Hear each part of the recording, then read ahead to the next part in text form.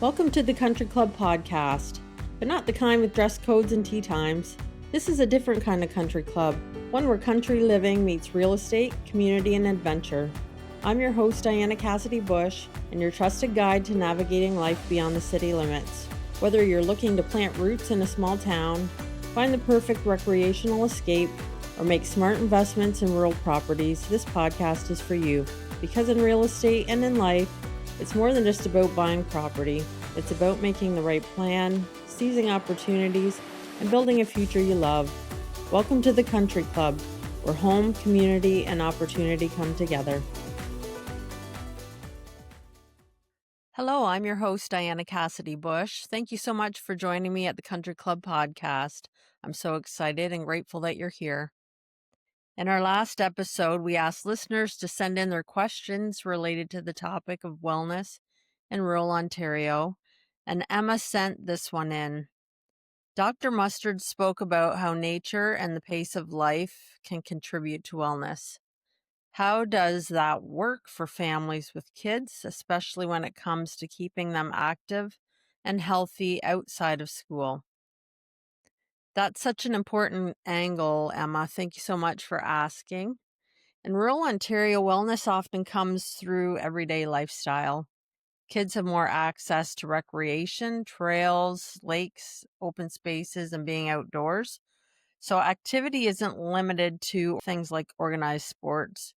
Even biking to a friend's house, skating at a local rink, or exploring nature after school can build health and wellness, while encouraging independence and creativity. Pair that with community-run recreation programs and school sports, and families often find that rural life naturally blends wellness, education, and outdoor activity. Great question, Emma. Thank you so much for sending that in. It leads us very nicely into our next topic for today's episode. Today, we're going to open a discussion into a topic about your move to the country with some tips to truly thrive beyond the city limits. And this topic is about broad horizons, wide open spaces, and education in rural Ontario. Louise has spent her career navigating some of the toughest challenges the education system and the world could throw her way. From overseeing new school construction and projects that ran behind schedule, to spearheading the creation and building an online learning platform and model for local students during unprecedented times across our local board, to leading with strength and vision as a principal in a unique school that transitioned and brought both primary and high school students together under one roof. Louise has faced it all with determination, creativity, and heart. Her story is one of resilience, innovation, and deep commitment to students, families, and the future of rural education. I can't wait for you to hear her insights today. Welcome, Louise. Thanks for being here. Thank you. Good morning. Happy to be here. So you've been through some pretty tough challenges with regards to education in your career, from delayed school construction to setting up online learning, to leading school with both elementary and high school students under one roof. Looking back, what stands out the most to you from these experiences? When you put them all together like that, it does sound like a lot of challenges for sure. But one of the reasons I chose to become an educator was because of those challenges and the celebrations that come with them. You never know what's going to happen on a day, and that certainly makes every day exciting and rewarding. I think the thing that stands out most is that we should never underestimate one another, children or adults. I'm a person who I think adapts well to change, and I enjoy supporting others to do the same.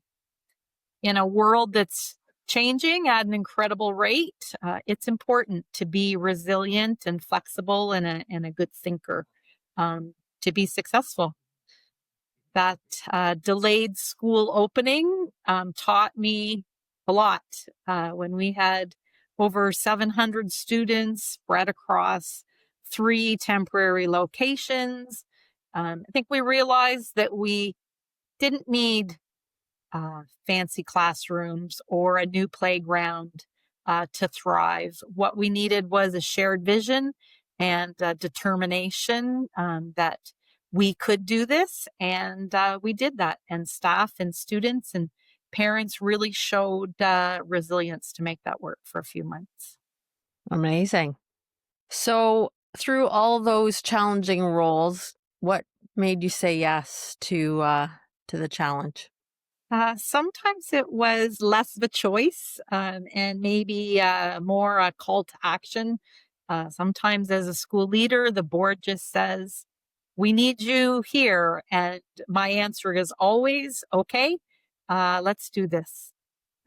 Other times, I sought out new challenges because that's where I believe growth happens when we step outside of our comfort zones. So, stepping into different schools, each that have their own unique personality, made me a better leader and a better educator for sure.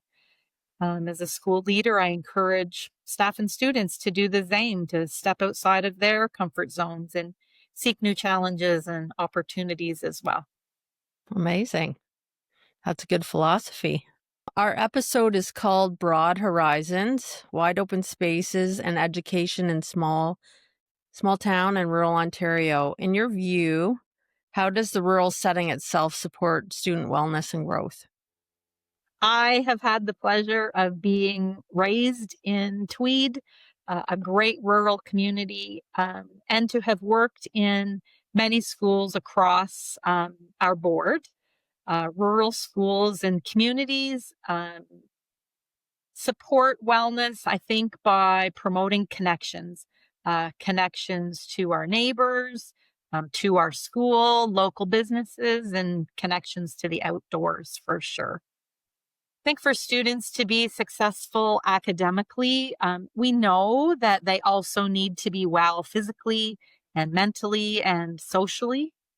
And rural schools in our area take planned steps and actions to help make that happen and to create schools that are welcoming to both students and parents and community members.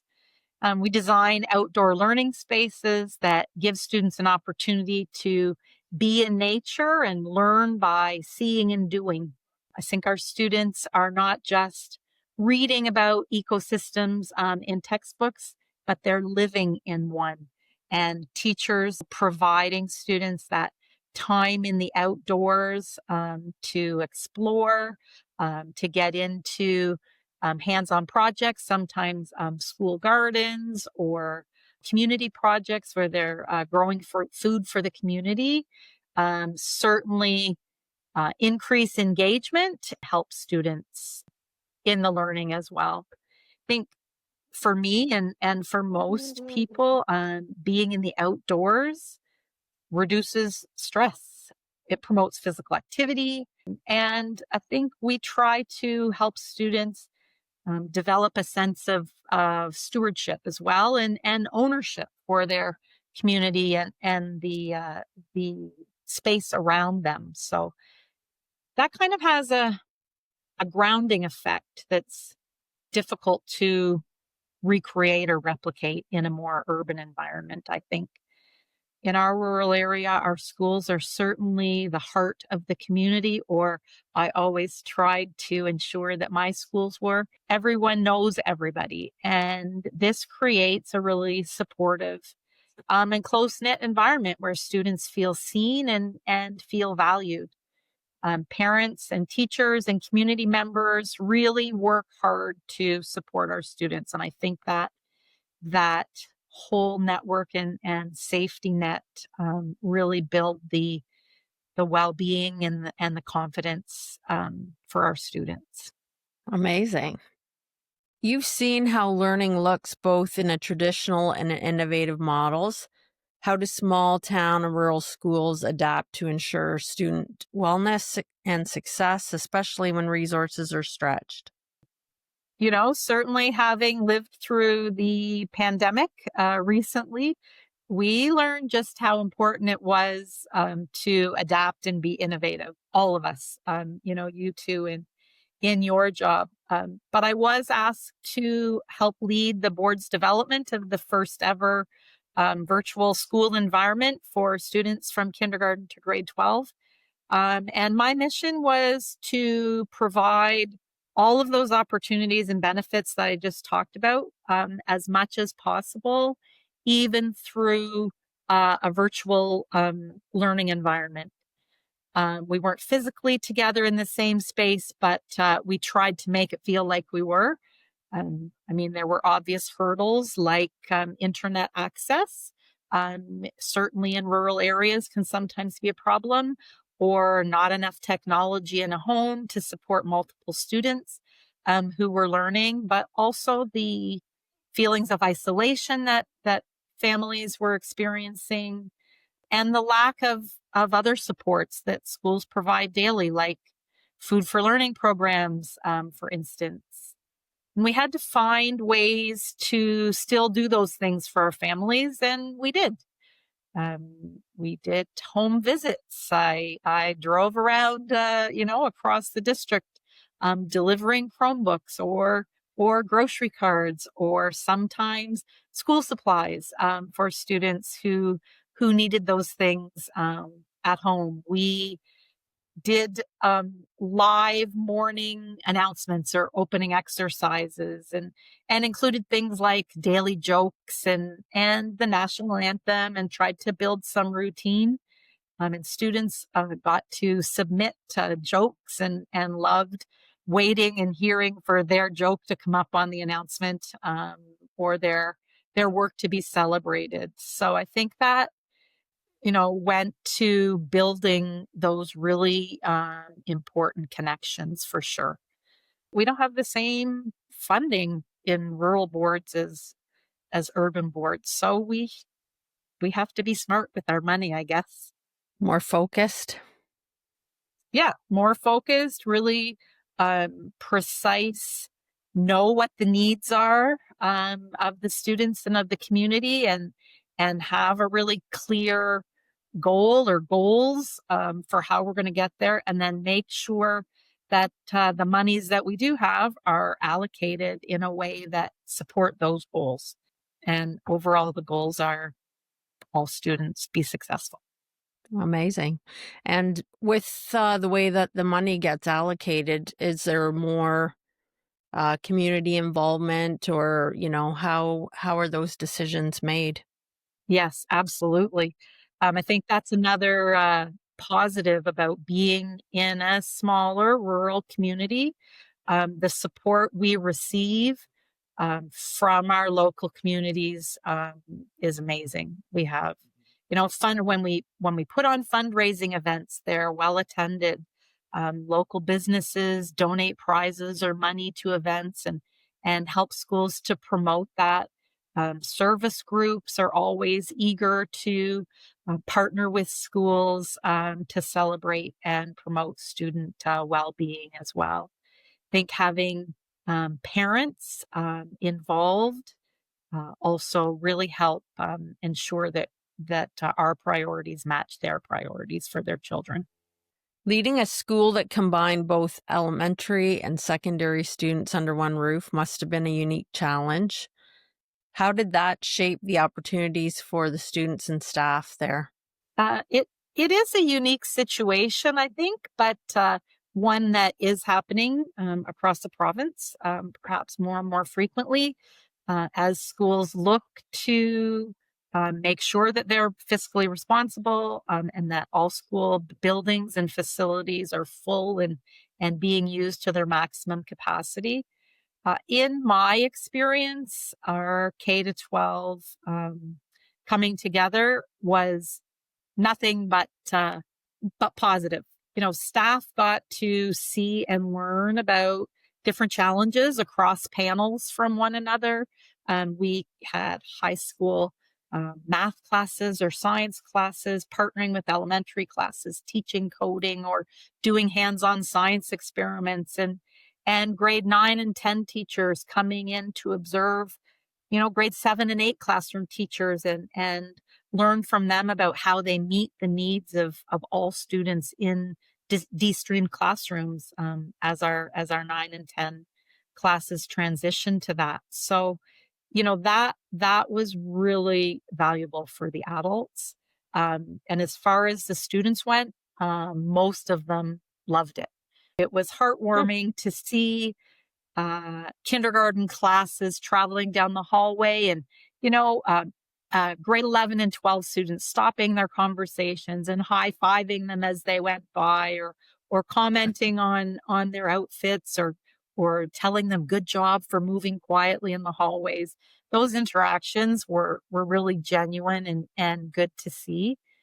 For secondary students who were seeking co-op opportunities or peer helping opportunities, thinking about some people going into education or other support professions, were able to do those co-op placements right within their own building. So we didn't have barriers for transportation or other things that sometimes you can have in a rural setting if students don't have their own transportation to get to a co-op placement maybe partway through the day. So I think that was some of the positives, for sure, that we saw.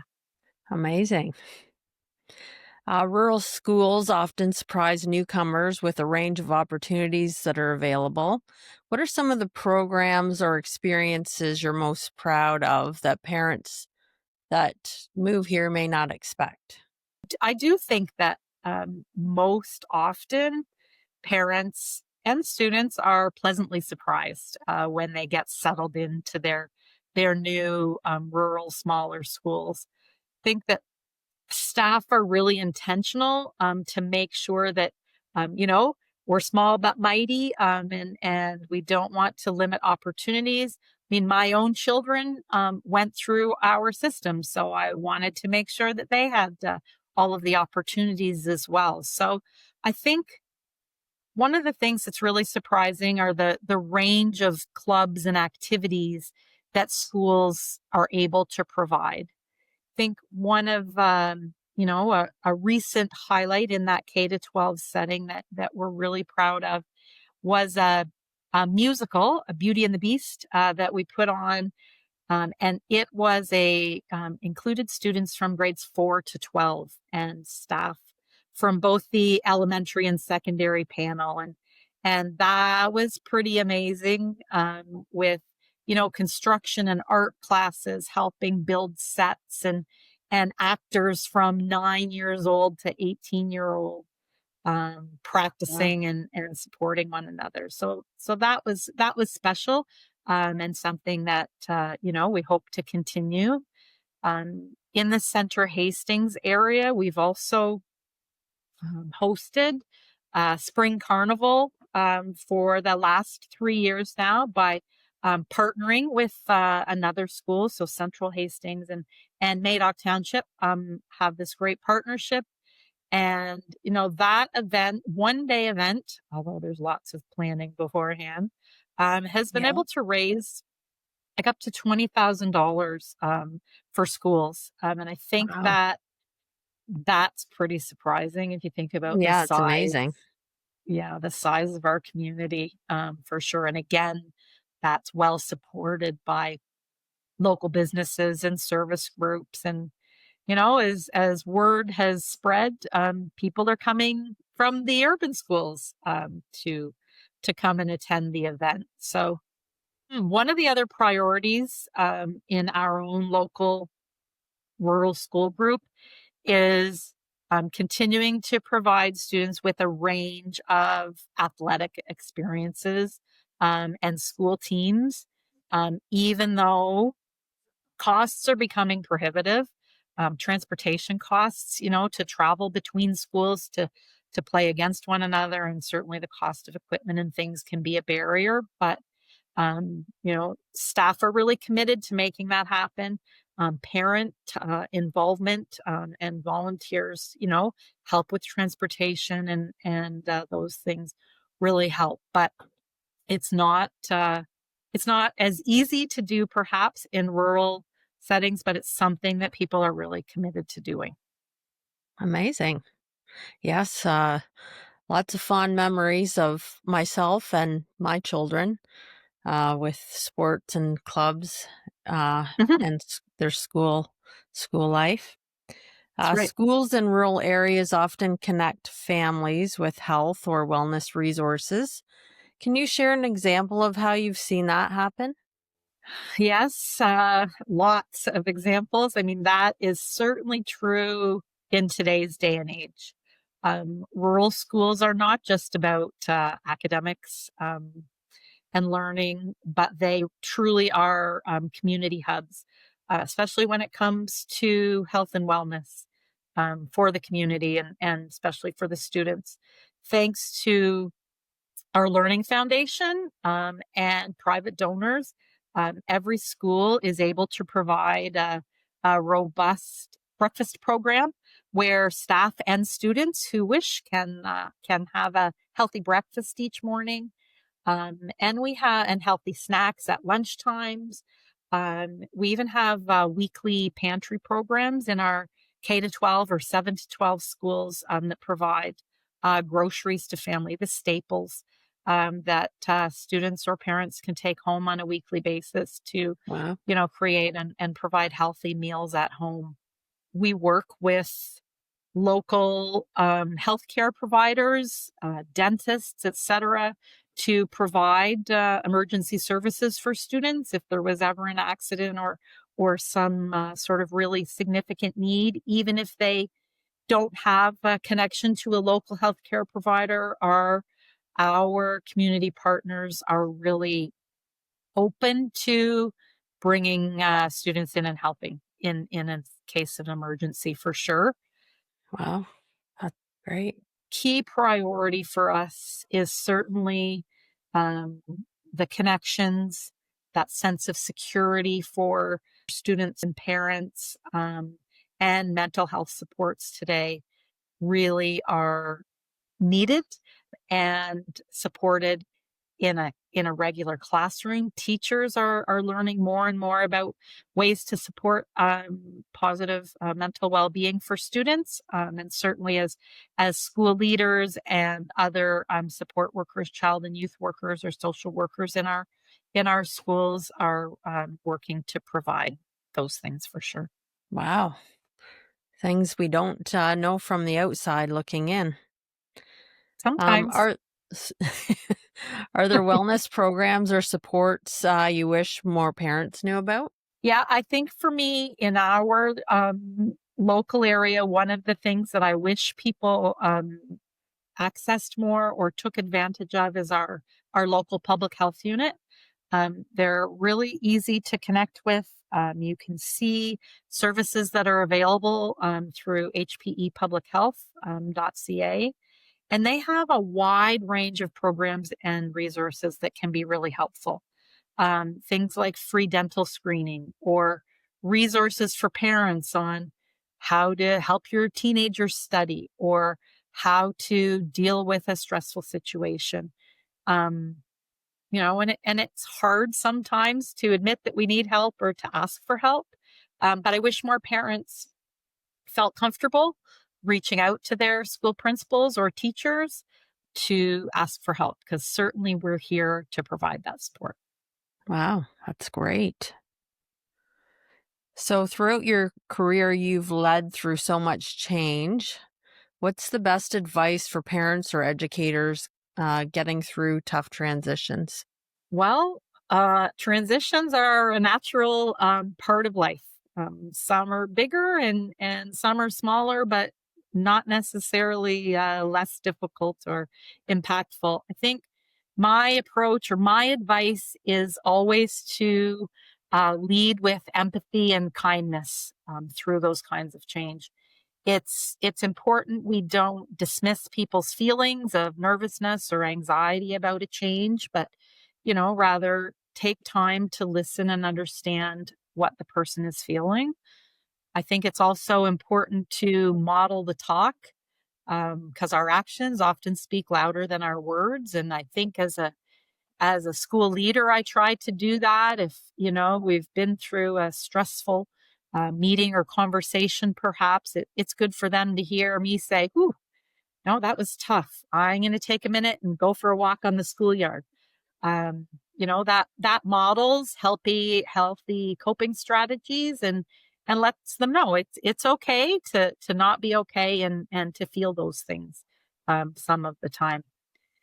Think giving each other grace and space to do that is really important. And it's important that we extend that same kindness to ourselves as an educator, as a parent.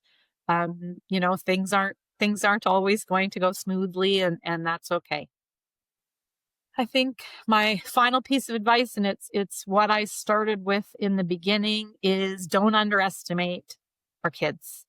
They're often stronger and more resilient than we are Yeah. when we, you know, talk about change or go through change. So it's important that we talk about it in a positive way, that we listen to their feelings and acknowledge that it's okay to feel that way, but not try to shelter them from it too much, or overshare some of the more adult stresses and worries. But making small changes in our language can make a really big difference for kids. That's a great piece of advice to leave us with.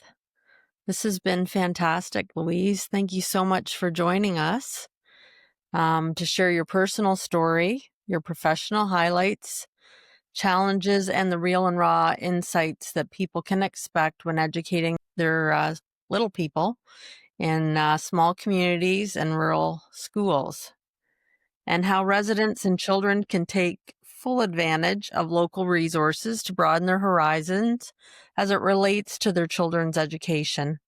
We're so grateful and we are so blessed to have had you as part of the community and for having you advocating and furthering our children's horizons and opportunities.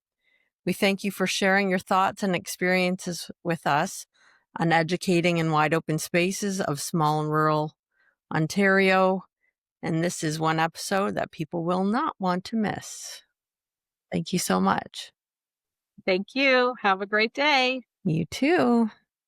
Please send in any questions about education and small town and rural living to help us shape the conversation about your journey.